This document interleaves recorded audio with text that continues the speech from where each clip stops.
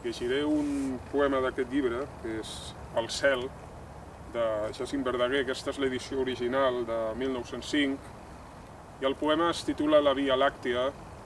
És un poema on trobem un Verdaguer gairebé cosmològic i molt filosòfic, en què estableix una mena de disputa entre les teories de determinats filòsofs com Demòcrit i Aristòtil i un pastor de Núria.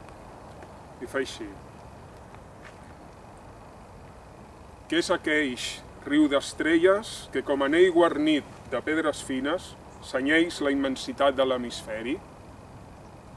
Jo ho pregunti als mitòlegs, i un respongué: és un raig de llet de Juno, caigut mentre donava pit a Hèrcules. Altre em digué que Faetó al caure, de son carro de foc, un astre, eixint-se, de son camí ordinari, s'ocarrimà a l'espai en sa carrera. No gaire satisfet de la resposta, ne demanava als filòsofs i astrònoms. Me respongué Aristòtil: és un núvol de vapors secs que més amunt de l'èter, cavallera de flames, arrossega. No, digué un seu deixeble.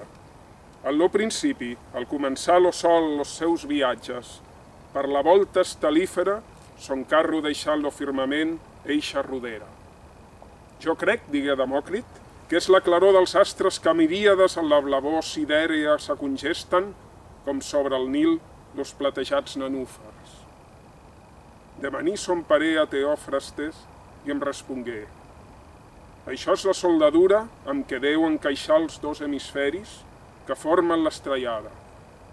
Per l'escletxa que deixa l'u cosit, la llum de dintre del firmament brolla i traspua a fora.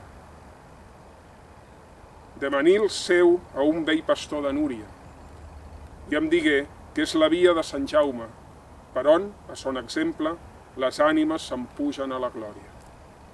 No sabia més lletra que ses cabres, lo vell pastor de Núria. Més, posí sa contesta lluminosa damunt de la d'Aristòtil i la de tots los savis de la Grècia.